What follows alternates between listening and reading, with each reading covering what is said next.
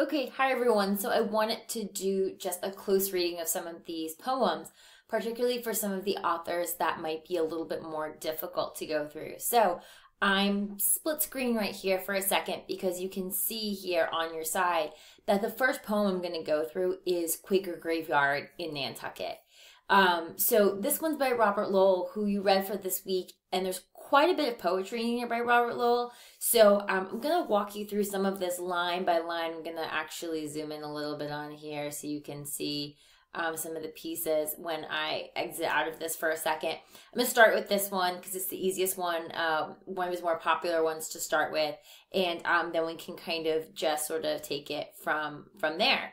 So, hiding myself for a second here so you can kind of go through. I'm really interested to hear about your perspectives with Robert Lowell this week, and particularly what you think of his poetry and of his writing in general. So I talked quite a bit about him and included some of recordings from him, but Quaker Graveyard in Nantucket is probably one of his most anthologized and respected poems. This is published in 1946, and basically it's a eulogy, an elegy, for his maternal cousin, Warren Wilson, to whom the dedication is for, right here at the beginning. His cousin was actually killed in an explosion aboard a naval ship during World War II. There's some of this included in your Norton Anthology, but for those just kind of reading it for the first time, it's sort of interesting to look at it kind of from this sort of lens. So the poem is kind of unusual because, all right, you're reading through it and it comes, first of all, structurally. I'll scroll through right here. And what mimics your book, it's in all different sections, which is good, but also you might have comments on. So while the poem is mourning his lost cousin, it's also giving him responsibility for his own death. And by the time Winslow, his cousin, had actually died in January of 1944. Robert Lowell at this point had already served about 6 months in jail because he refused to fight in World War II. He converted before that to Catholicism in 1941. So if you think about this sort of history of the poem in the context, Robert Lowell really appears to use the occasion of his cousin's death to compile this poem, which is definitely about political and religious importance, but also it has snippets of, the Bible in here, of Milton, of Thoreau, of Melville, and immense other sources too.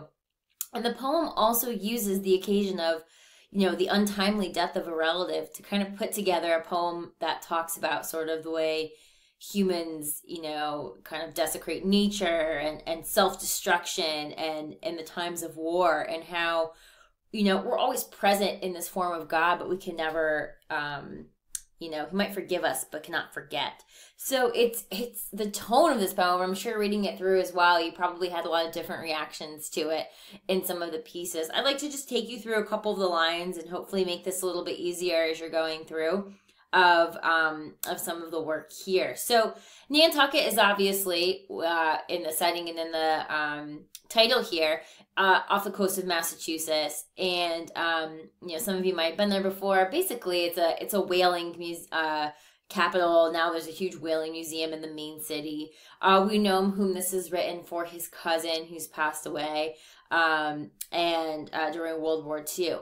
Now this epigraph right here: "Let man have dominion over the fishes of the sea and the fowls of the air and the beasts of the whole earth, and every creeping creature that moveth upon the earth." That's actually a Bible verse. That's Genesis. It's from Genesis 1, verse 26. And that's sort of where God's declaring humanity kind of superior to the rest of nature. And this epigraph is really, really important. So especially to how sort of we treat nature, and very specifically going back to like how we treat the whale, which was so forth, like one of the, definitely specifically the first created animal in the Islamic myth, the one holding on the world on his back. So it's interesting. The first couple lines here: "A brackish reeds of shoal off Madaket.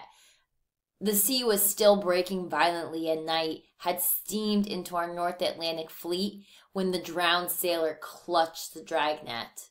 So actually, Madaket is on the east side of Nantucket, and you could think maybe the drowned soldier is sort of, supposed to be his cousin, is kind of seen hanging off of one of these vessels.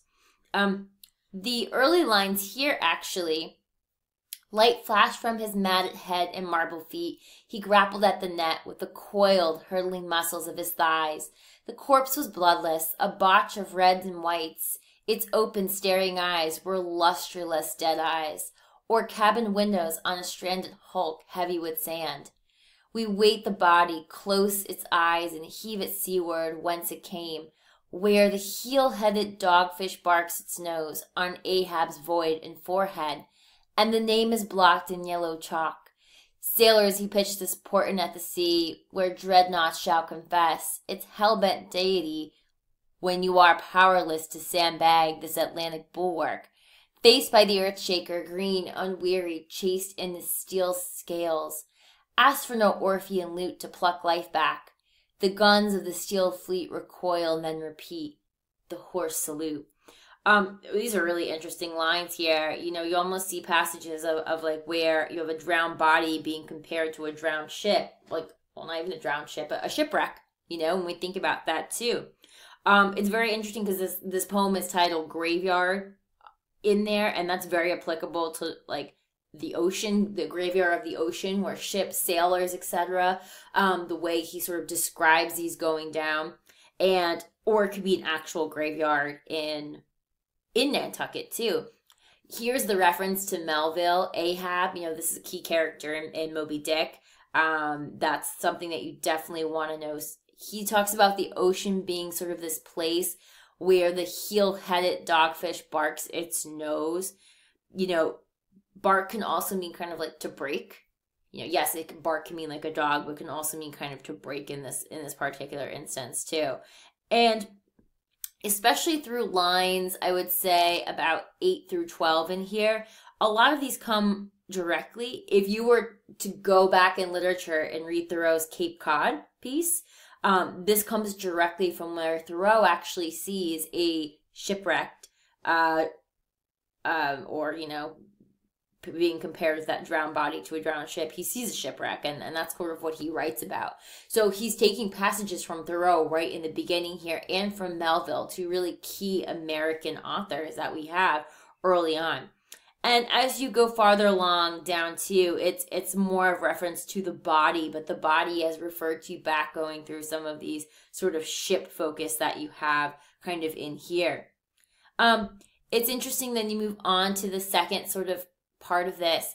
Whenever winds are moving and their breath heaves at the roped-in bulwarks of this pier, the terns and seagulls tremble at your death in these home waters. Sailor, can you hear the Pequod sea wings beating landward, fall headlong, and break our Atlantic wall? Off Sconset, where the yawning S-boats splash the bell buoy with ballooning spinnakers, and the entangled screeching main cheer clears the blocks. Off Madaket, where lubbers lash the heavy surf and throw their long lead squids for bluefish. Seagulls blink their heavy lids seaward. The wind's wings beat upon the stones, cousin, and scream for you, and the claws rush at the sea's throat and wring it in the slush of this old Quaker graveyard where the bones cry out in the long night for the hurt beast, bobbing by Ahab's whaleboats in the east. So again here, some references right above to before that you have from the first couple stanzas in here, but a different part in part 2 to kind of set you up here. So it's really interesting as you kind of approach this stanza and looking at kind of the shifts in perspective that you have in here. So Pequod you have again, you have here Madaket, we know. A lot of reference in the narrator kind of talking to sailors, talking to kind of these portions here. And you want to look exactly at kind of the way he's depicting, how is he talking about death in this piece, and what sort of is that meant to kind of represent, and what is that kind of meant to sort of say. You're also going to find, like in part 3 right here, he's going to start referencing Greek mythology. That's right, very, very prevalent in a lot of poetry. So here, all you recovered from Poseidon died with you, my cousin, and the harrow brine is fruitless on the blue beard of the god, stretching beyond us to the castles in Spain, Nantucket's westward heaven.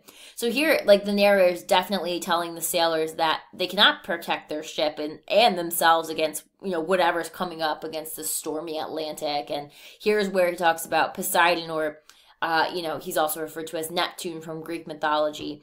The ability, if you've ever studied mythology, Poseidon could kind of like shake the earth and unleash these powerful storms. And so he really says here that you shouldn't expect to be saved. You should expect that there is going to be trouble to kind of come out of this. So in some of these passages that you have going through here, it's kind of sad when you read them. You think, like, what would have happened? And certainly the mood and certainly the tone in this poem is particularly grave at certain instances. I'll move you on to the fourth part here. This is the end of the whale road, and the whale who spewed Nantucket bones on the thrash swell and stirred the troubled waters to whirlpools to send the Pequod packing off to hell. This is the end of them, 3/4 full, snatching at straws to sail seaward and seaward on the turntail whale, spouting out blood and water as it rolls. Sick as a dog to these Atlantic shoals, clamamivis, O depths, let the seagulls wail. For water for the deep where the high tide mutters to its hurt self, mutters and ebbs, waves wallow in their wash, go out and out, leave only the death rattle of the crabs, the beach increasing its enormous snout, sucking the ocean side. This is the end of running on the waves. We are poured out like water. Who will dance the mast-slash master of Leviathans up from the field of Quakers in their unstoned graves? So wow, here we definitely have a lot more destruction. You have a lot more questioning of the audience. I want you to definitely in your responses to think about the perspective here. Think about the point of view. Think about, some of these ways that he says and some of these lines that he has in here. Who will dance? We are poured out like water. Kind of who is he trying to embody here? It seems like all of nature really mourns for everything that's really been going on. And in the interest of time, particularly these last two sections, you should take notice to the way he uses color, to the stanzas that he talks about with birds, with the ship is particularly important. So all of nature, all of the bones of the Quakers, a lot of what he's talking about here particularly has wings. So when you go back to nature, the bones of the Quakers, the keen and the moaning for Winslow's death, the whales, this all goes back to kind of how he's really feeling about this moment. And in the last section as well, just as like the beginning, death is final. So there's a lot of themes that are commentary here that you can certainly find in a lot of other pieces. Now, there's no sort of really, in these pieces, in the last couple parts here, there's no really sort of redemption. The empty winds are creaking, and the oak splatters and splatters on the cenotaph, and the boughs are trembling, and the gaff bobs on untimely stroke. So the sea, Poseidon, it's all very unsympathetic to the sailors. It's not the descriptions that you have here in these last couple lines and in these last couple stanzas as well, and these structures that he's kind of put on here. It's not, there's no redemption. There's nothing like that. And I think this can perhaps be a larger commentary on today, certainly in times of war, and how we certainly treat one another and how we treat, nature kind of around us. There are a lot of different references that you're going to find in this piece going through, in terms of the bird references, in terms of the whaling sort of journey that you're on here. And you can think about that as you go through and talk about the other sort of examples it reminds you of in literature. But, he's asking a lot of key questions here, and I want you to think about, like, why does he write this? I'm not going to go through this line by line. When we talk about your writing, we're going to obviously, go through some of these passages, but let me let me switch you back here to me a little bit more. But I'm looking at this and I'm thinking, wow, this is very intense. And this is one of the, in your Norton, one of the first pieces we start with.